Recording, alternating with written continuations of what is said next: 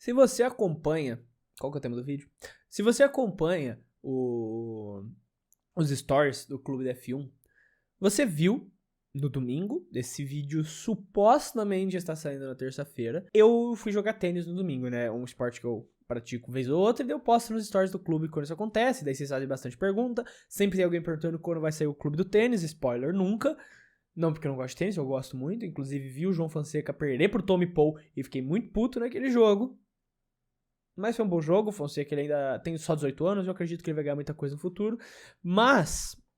Não vai sair o Clube do Tênis, porque, cara, cuidar de dois canais, que é o Clube da F1 e o Clube do Fute, já dá um trabalho dos infernos.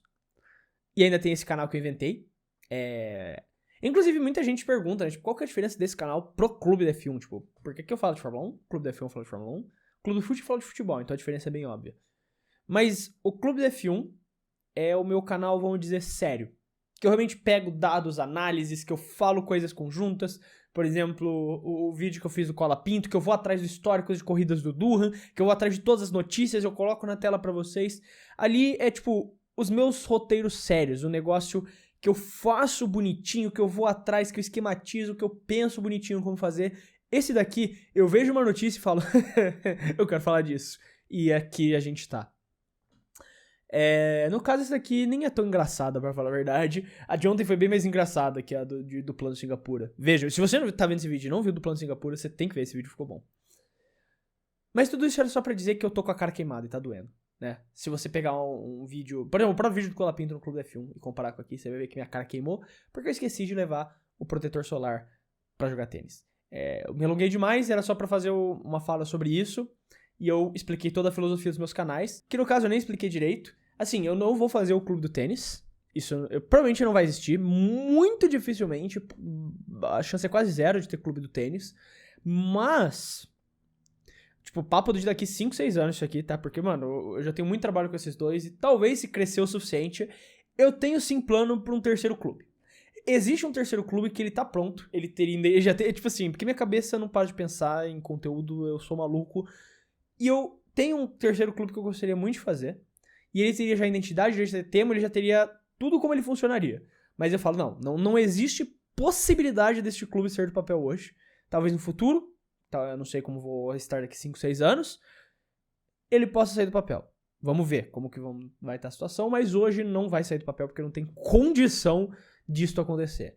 Mas hoje nós vamos aqui falar, se você prestar atenção no título do vídeo, e não tem nada a ver com o que eu falei nos últimos quantos minutos? 3 minutos, provavelmente. Fórmula 1 na África. Essa é uma novela que tá acontecendo há um bom tempo. A última corrida que a gente teve na África do Sul foi... 92? 93? Por aí, né? Eu não lembro certinho quando foi o último GP na África do Sul em Kyalami. Eu acho que foi 92, 93. Foi um desses 2 anos. Porque 94 não foi. 94 já tava fora. Isso eu tenho certeza. Agora eu só não lembro se foi 92 ou 93. Bom, desde então não se teve mais nenhuma corrida na África. A última, e não foi única porque teve GP em Marrocos também, né? Eu acho que, tipo, tirando a África do Sul e Marrocos, não teve em nenhum outro lugar lá. Mas Marrocos, tipo, foi lá nos anos 60 também, muito pouco. A única corrida de fato que teve na Fórmula 1 na África era o GP da África do Sul, em Kyalami, um circuito muito legal. Depois das mudanças que eles fizeram ali, nas corridas dos anos 90 ficaram meio chatas, mas antes disso era um circuito bem legal. E tinha boas corridas. Eu pelo menos, gosto muito de assistir as corridas clássicas de Kyalami. Desde então, não se teve mais nenhuma corrida na África do Sul. Na África em geral. E apesar de ter tido alguns namoros, alguns rumores, algumas conversas, sempre esfriava muito rápido. Isso mudou nos últimos anos. Nos últimos anos, teve uma grande... Nossa, não para de aparecer propaganda nesse site que tá me dando aflição, velho. Para. Nos últimos anos, teve algumas modificações em relação a isso. E vários rumores começaram a surgir. Tudo isso começou ali por volta de 2022, quando surgiram alguns rumores de uma possível volta de Kyalami, que estava tendo essa negociação, que ela poderia voltar para a Fórmula 1. Inclusive o próprio Hamilton teve uma fala falando que seria legal se a Fórmula 1 fosse para a África. E eu concordo com ele, porque afinal de contas é o campeonato mundial da Fórmula 1 e a gente não tem corridas em 2 continentes. A África do Sul... Nossa, por que eu tô com a África do Sul? África e Antártida. E eu não acho que no segundo vai ter logo. Então, vamos cumprir no continente que dá pra ter. O único problema é, a única pista, tipo, de boa, vamos dizer, a única pista grande de relevância que existe no continente africano inteiro é o circuito de Kyalami, lá na África do Sul. Inclusive, um dos grandes motivos da gente não ter da gente não ter nenhum piloto africano praticamente em quase nenhuma categoria. Se parar pra pensar, eu acho que você só tem o Rui Andrade, que é um piloto angolano que corre no Mundial de Endurance. E o pessoal vai falar, o Hadjar nasceu na França, bicho, cresceu na França a vida inteira. O pai ou a mãe é argelino. Um dos dois é argelino e o outro é francês. O bicho é francês, cara. Esquece. Tipo, ele é argelino, ele não é argelino. Ele tem descendência argelina. Legal. Corre pela bandeira da França, nasceu na França, viveu na França a vida inteira. É francês, pô. Tem nem o que falar aqui. Então tem o Rui Andrade, que é o angolano do WEC, mas eu não sei de mais nenhum outro que tá me vindo na cabeça. Nas categorias de base, dá uma procurada, deve até achar um, pra falar a verdade. Mas essa falta de pistas na África, obviamente, influencia para que não tenha pilotos africanos surgindo no mundo do automobilismo. Claro que tem muitas outras questões nesse ponto, mas você não ter pista é o básico que você precisa ter para surgir um piloto do seu país. Até Barbados, que também não é o país mais rico do mundo, mas tem um kartódromo, surgiu o Zane Maloney, que tá lá na Fórmula 2. Na Fórmula E, agora. Isso, o Zane Maloney correndo na Lola. Bom, então a única pista que poderia participar nesse momento seria Kyalami. O único ponto é, Kyalami hoje faz parte do Tier 2 do ranking de circuitos da FIA. Para você ser uma pista de Fórmula 1, você tem que estar no Tier 1. Então Kyalami precisaria renovar muitas coisas e também precisaria renovar tudo em volta, em questão de infraestrutura, aeroporto. Se eu não me engano, tem um aeroporto de grande capacidade próximo de Kyalami, então isso não seria um problema. Mas hoje, considerando a globalização da Fórmula 1 e o interesse nas corridas, precisaria de um aeroporto, não, de hotéis muito melhores, uma infraestrutura muito melhor e muito mais arquibancada, uma infraestrutura mais moderna pro autódromo. E eles começaram a fazer algumas reformas em cima disso para tentar melhorar a Kyalami e tornar ela uma pista atrativa para a Fórmula 1. O problema foi que durante esse tempo surgiu um novo candidato, que inclusive eu fiz um short sobre isso no clube da F1, que é a Ruanda. A Ruanda, para quem assiste futebol, principalmente futebol em inglês, já tem uma noção disso. Mas a Ruanda é um país africano que investe muito em questão de esporte nos últimos anos. Não acho que nenhum outro país, em questão de visibilidade esportiva e sport washing, que é você lavar sua imagem com esporte, nenhum outro país da África faça tanto quanto a Ruanda, tentando copiar os passos do Oriente Médio, mas com muito menos dinheiro do que os países árabes têm. A Ruanda é um país com passado complicado, tem um dos maiores genocídios de todo o continente africano, na sua história, não é recente também, vamos dar os créditos, mas ainda assim o governo é bem complicado, tem muitas violações de direitos humanos que são registradas na Ruanda. Apesar disso, é um dos países mais ricos da África e a cidade capital do país, Kigali, é dita como uma das melhores cidades da África para se morar. O país em si não é dito como isso.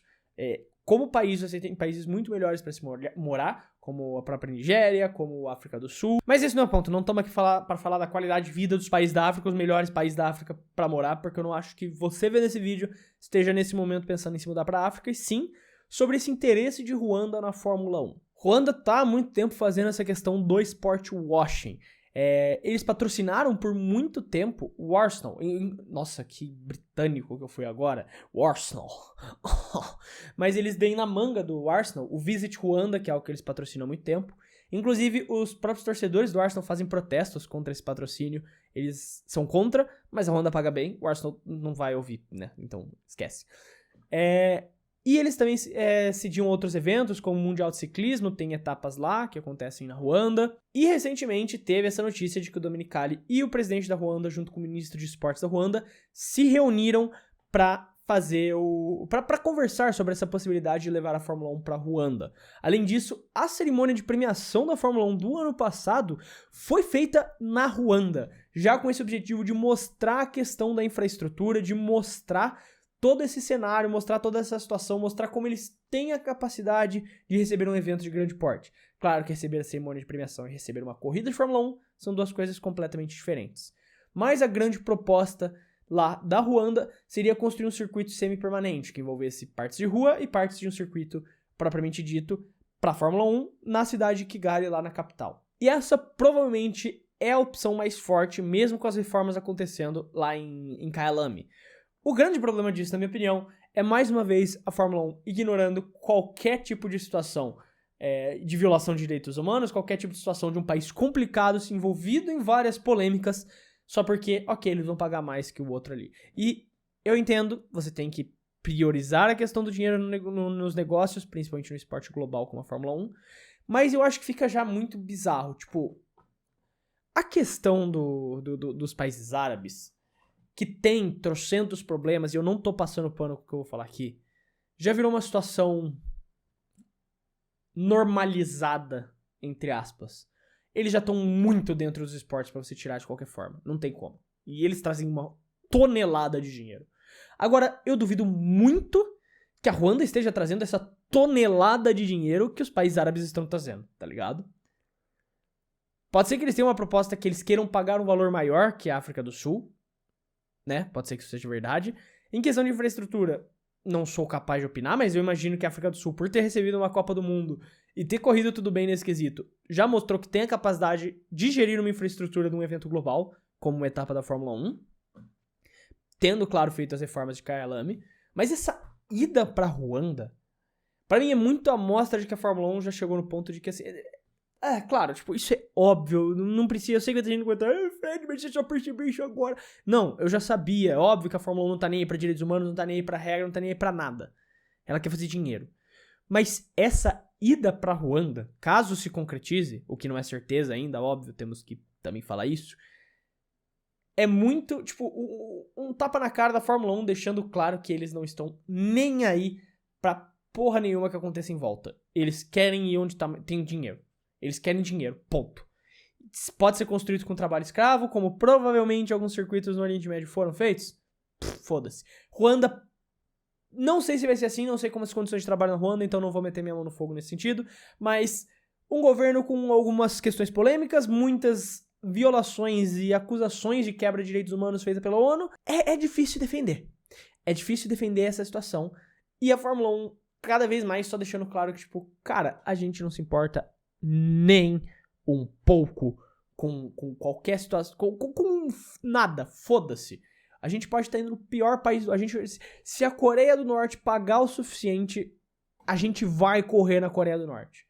Talvez só não nesse, porque esse talvez fosse o único que trouxesse uma imagem negativa pra Fórmula 1. Mas correr na Ruanda, correr na Arábia Saudita, a imagem negativa que vai trazer não é suficiente pra compensar o tanto dinheiro que eles vão ganhar. Então, eles não estão nem aí pra isso. O vídeo talvez não tenha nem pé nem cabeça. Provavelmente não tem, porque eu não sei se eu consegui seguir uma linha reta nele inteiro. Provavelmente não também. Mas só queria falar isso daí, tá ligado? Tipo, é foda. Eu amo esse esporte e porra, não importa. Esse é o ponto. Não importa onde eles correrem, eu vou continuar assistindo esse esporte.